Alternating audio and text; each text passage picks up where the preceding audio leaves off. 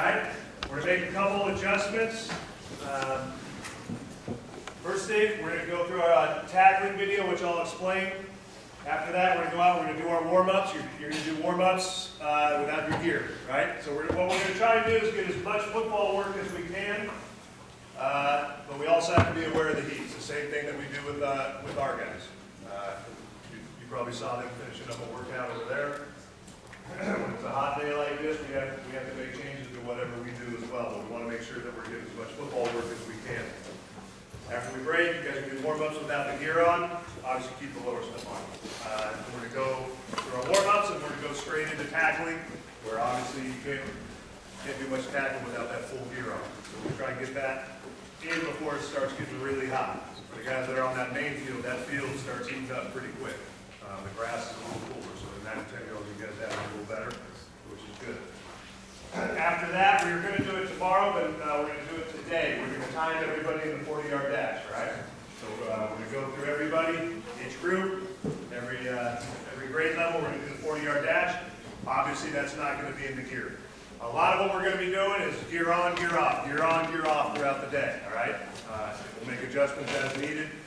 We'll be doing a lot more 7-on-7 because we can do that just with the helmet. We don't need the shoulder pads. People that are not in, whenever you're not in a drill, pop your helmet, all right?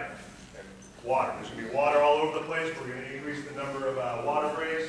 Give you guys a few more breaks. But you're here to play. You're here to play football, so we're trying to get as much of that in as we can. Any questions? Make sure when you guys are not in, pop the helmet, get some water. The best way to cool down is to pour that cold water down the back of your neck. A couple of guys that were overheating yesterday, I showed it to you guys yesterday. It almost immediately cools you down. Okay? Any questions about that? Okay, tackling. So this is, in the last about 8 years or so, there's been a little bit of a change to the way that football approaches tackling. The main ones to implement it were the Seattle Seahawks with Coach Carroll. What he did is he basically he studied science, and he studied other sports, and the sport that he really studied was rugby. Because rugby's played without any gear on. And rugby had a lower concussion rate than football. And he asked the natural question, why? Right? Because concussions are a major discussion point, as they should be.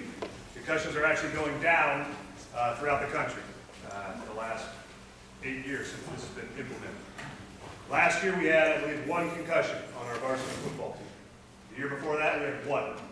The year before that we had 2, and one of them doesn't count because it was our long snapper, and he snapped, slipped, and hit his head on the turf. That one doesn't count. That one was ridiculous. That one I don't even count. Last year we had less concussions than the baseball team. Because 2 guys got hit in the head, obviously wearing helmets, but they suffered concussions. Or 1 did, and 2 outfielders collided the outfield. So we had less concussions than the baseball team 2 years ago. That's something that we take a lot of pride in. And a lot of it is because of this. And essentially what rugby players are taught to do, I play rugby as well, it's a great sport. What rugby players are taught to do is keep your head out of the tackle. Keep your head out of the tackle. That immediately decreases the risk of getting any concussion, and you can still be, has anybody watched rugby before? Has anybody seen rugby? It's a physical game. It's very physical, and I played it. You can still be a very physical, tough tackler and keep your head out. Now, naturally, there's going to be collisions you can't completely avoid. It's impossible.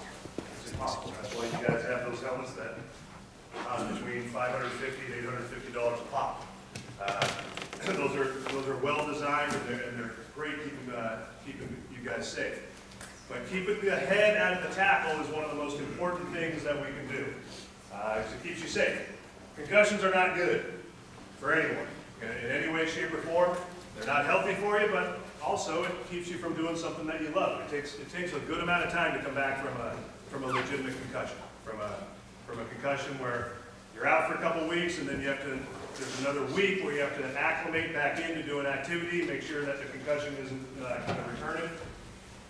If you get a concussion, you're probably missing a month, and that's no fun. You work hard. You see all our varsity team out there working. They work really hard. And they work really hard to play the game that they love. If you have to miss that, that's not fun. Watching other people play is never fun. So, this video, we're not going to watch the entire thing. We're going to watch about, because I don't want to keep you guys in here forever. We're going to watch about 12 to 15 minutes of it, then we're going to head on out. Now, I'm not showing you a video that's super long, all right? And this is one of the best college and NFL coaches that has ever done it. Even though he coached at USC, he's still really good. So pay attention to it. I'm not giving you an hour video here where it's nap time, all right?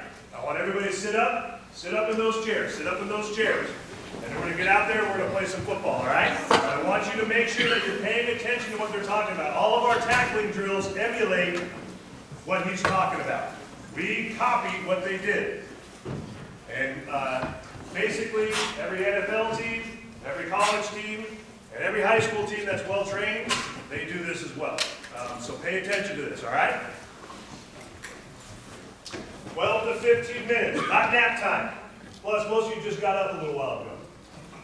With the leadership of our defensive passing game coordinator, Rocky Seto, we put together a film to present our style of tackling techniques. It's a system that we've been teaching and utilizing for the last 4 years with the Seahawks and since our days at USC. To break it down, our tackling system features shoulder tackling and a renewed emphasis to take the head out of tackling. We've found our style to be successful in the NFL and college, and we believe it could be employed on all levels. We're passionate about teaching this style of tackling because we desire to keep the standards of the game high and make the game as safe as possible. To explain further, we are a shoulder leverage tackling team. We have found that we can practice and drill our tackling without pads or a helmet. We can train and develop our safe tackling system in shorts and t-shirts, and it's a system that we believe will work on all levels and during all phases of the year, in season, off season, and spring football. How we teach this system of tackling was recently inspired by those who play rugby around the world. Rugby players have taken the head out of the game and truly exemplified shoulder tackling. You'll see several clips of rugby tackling throughout the film. We've broken this instructional video down into 6 segments: hawk tackle, hawk roll tackle, profile tackle, strike zone, tracking, and compression tackle. We'll go into each teaching point more in depth later. The basis of our passion in this video is to maintain the physical integrity of the game while developing safer tackling techniques. We desire to play the game as tough as it is meant to be played, while also making the game safer. We hope you learn and enjoy as you watch the following film. Tracking is closing the distance with the ball carrier while maintaining our leverage. As we approach making contact, we key the near hip of the ball carrier. Number 31 tracks the near hip as he closes the distance with the wide receiver. Number 50 makes an inside-out leverage tackle, closing in on the near hip of the running back.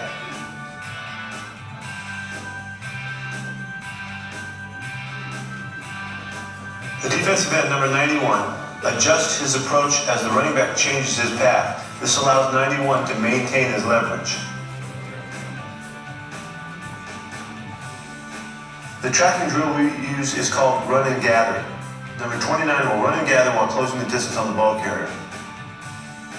Number 41 closes on the ball carrier until he can contact him. Notice how he maintains the tackling posture with his shoulders square. Here's a good look at number 79, a D lineman, tracking number 7.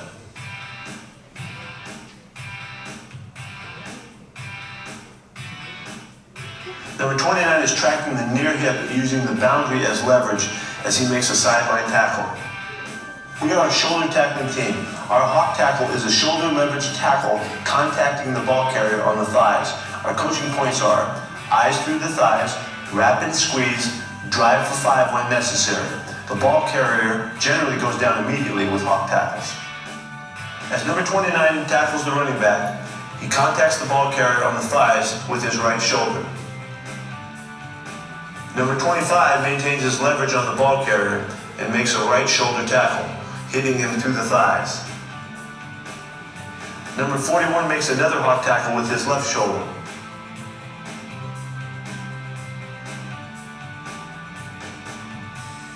Notice number 31 driving his feet on contact, drive for 5. This is when the ball carrier does not go down immediately. In the core of the defense, number 50 makes a textbook hawk tackle on a downhill runner.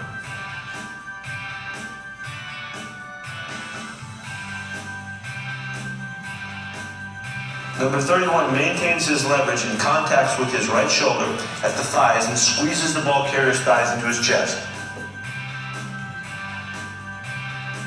Hawk roll tackles are shoulder leverage tackles at the thighs that finish with the ball carrier being wrapped up at the thighs and rolled to the ground.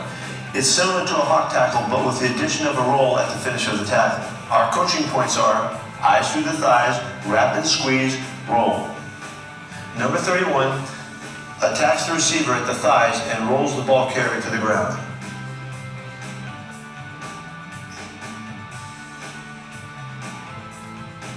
Number 92 at nose tackle will come off the block and hawk roll tackle the running back.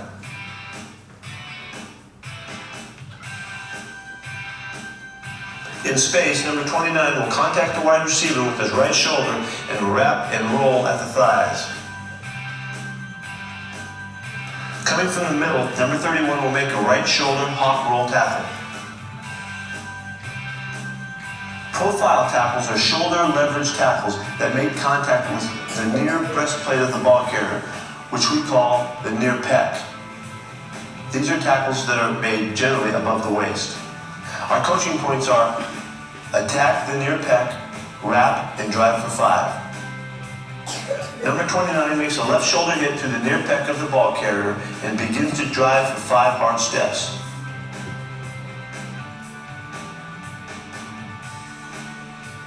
Number 31 makes a left shoulder profile tackle.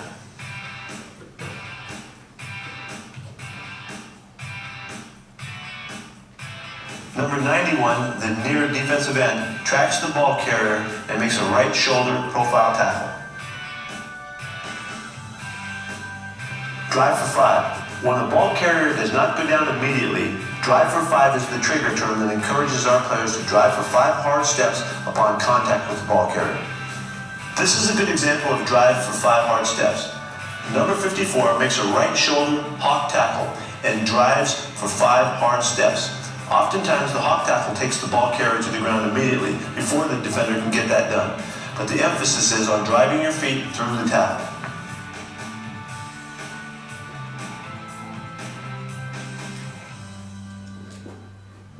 Hawk tackles.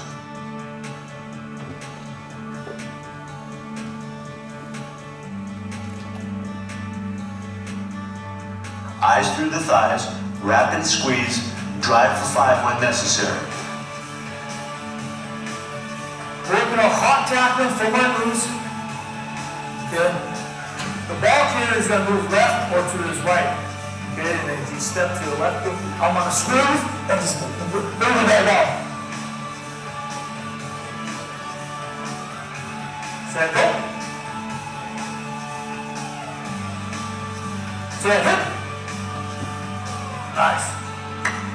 Set go. Did you get your eyes up?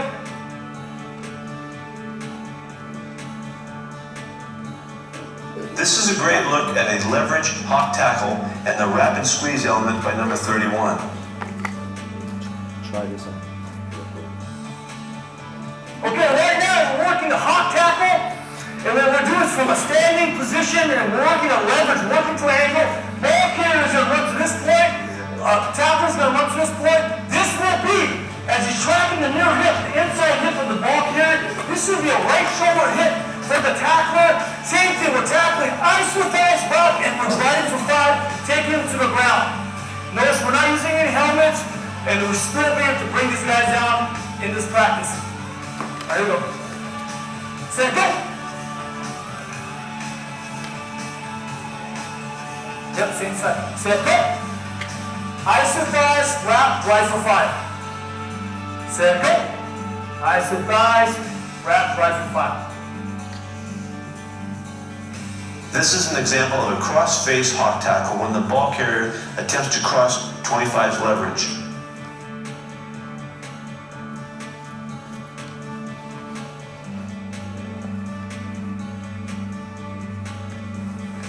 This is another cross-face hawk tackle by number 50 as he strikes with his right shoulder. Notice that even with a cross-face tackle, the head remains out of the play.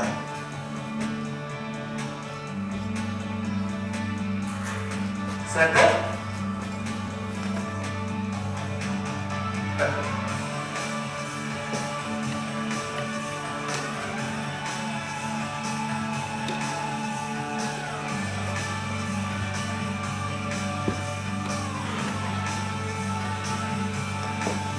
pointing tracks the near hip and makes a left shoulder hawk tackle.